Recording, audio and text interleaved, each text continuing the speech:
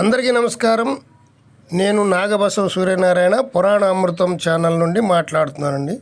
ఇది రాజస్థాన్లోని జోధ్పూర్ పట్టణంలో మెహరాన్గఢ్ ఫోర్ట్ అంటారు దీన్ని.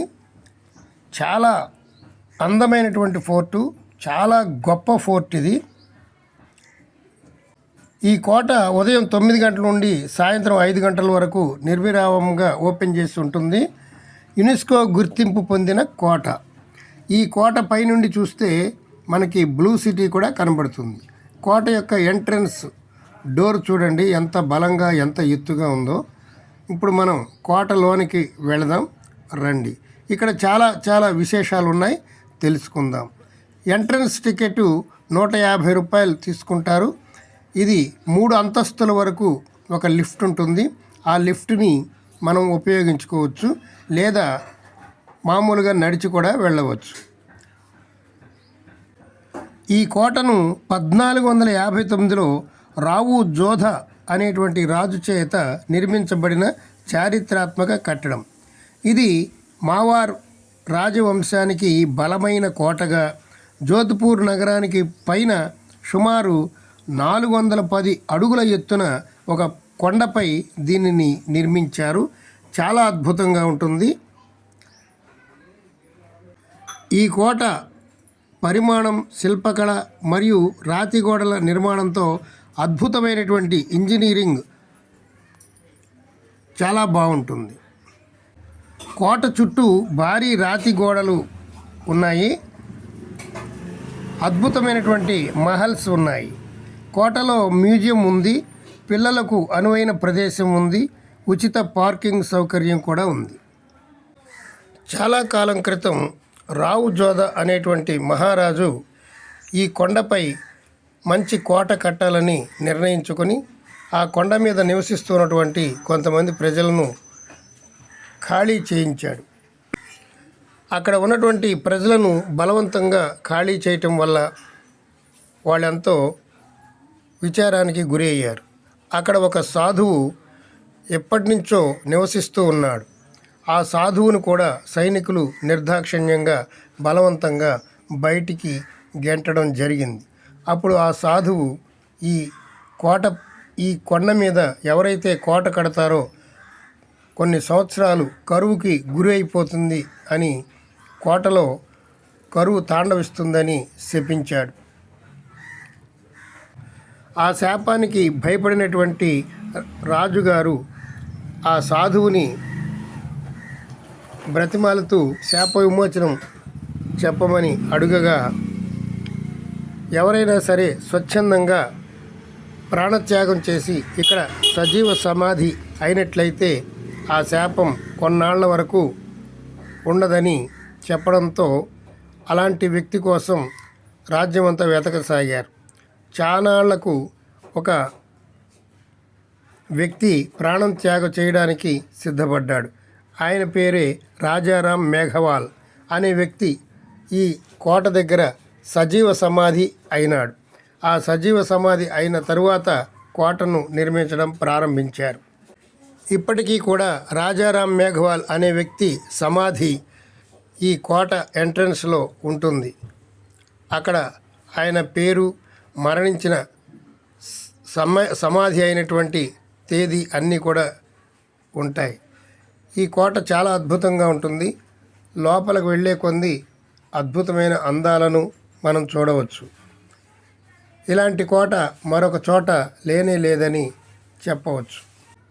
1459లో రావు జోధా గారు ఈ కోటను నిర్మించారు. ఇప్పటికీ అనేక అందాలతో ఈ కోటను అనేక మంది టూరిస్టులను ఆకర్షిస్తుంది. సుమారు 550 సంవత్సరాల క్రితం నిర్మించినటువంటి ఈ కోట ఇప్పటికీ చెక్కు చెదరకుండా చూపరులకు చాలా అందంగా కనబడుతూ ఉంది. ప్రతిరోజు కొన్ని వేల మంది టూరిస్టులు ఈ కోటను సందర్శిస్తూ ఉంటారు.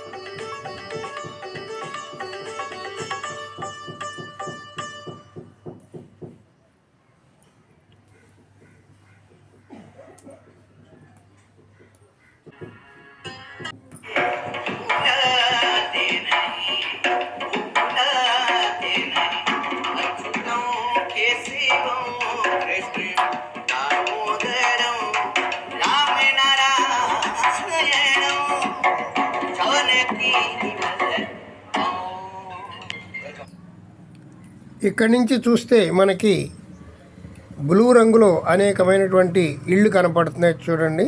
ఇది కోట ప్రక్కనే ఉన్నటువంటి దీనిని బ్లూ సిటీ అంటారు.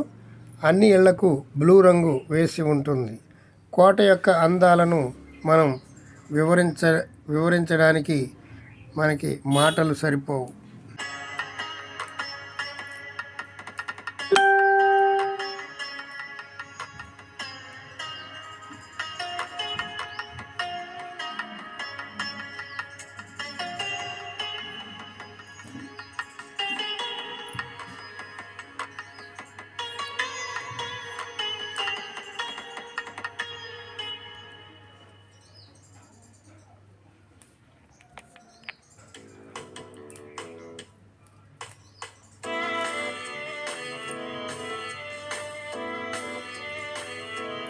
ఇదేనండి బ్లూ సిటీ.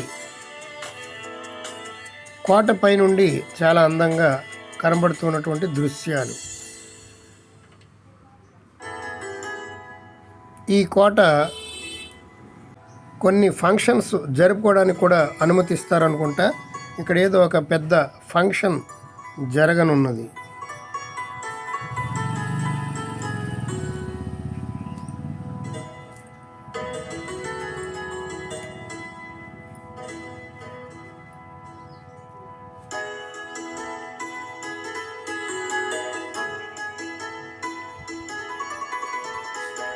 పైనుండి చూసినటువంటి దృశ్యాలు ఎంత మనోహరంగా ఉన్నాయో చూడండి.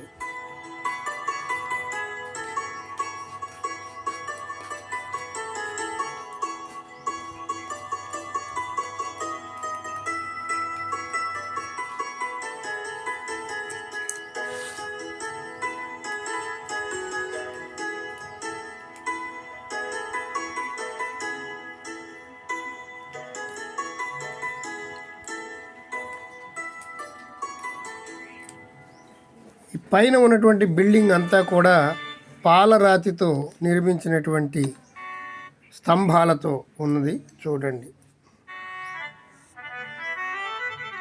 మొత్తం ఒరిజినల్ పాలరాయితో నిర్మించినటువంటి గోడలు.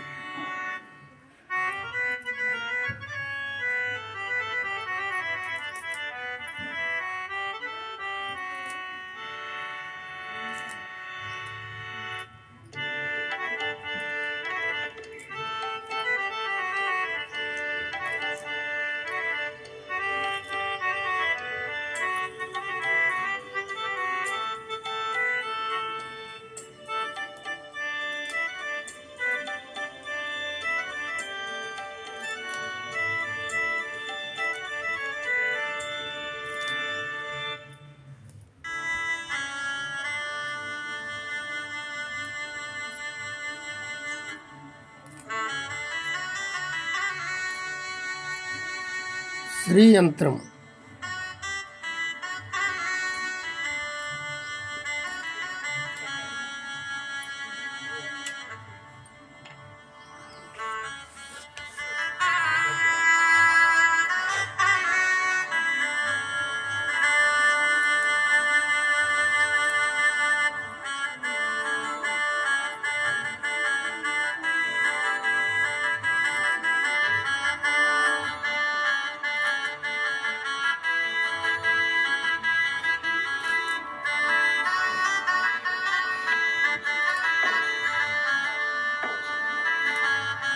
ఇది అదిత్ సింగ్ ఖడ్గం.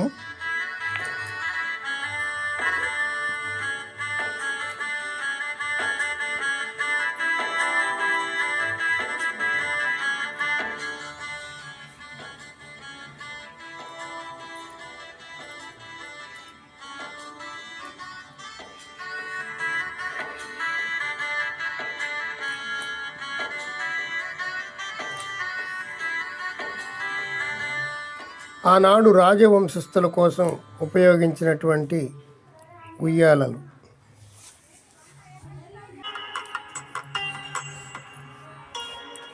ఈ భవనం అంతా స్వచ్ఛమైన పాలరాయితో నిర్మించారు చూడండి.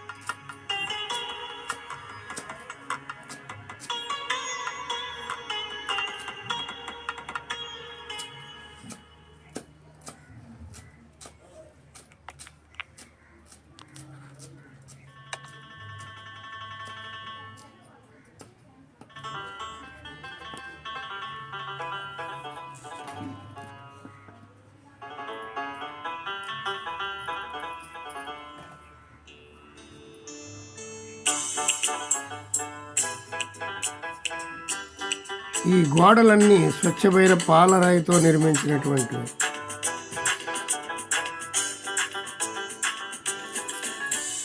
మా పురాణామృతం ఛానల్ని లైక్ చేయండి, సబ్స్క్రైబ్ చేసుకోండి, బెల్ ఐకాన్ నొక్కండి.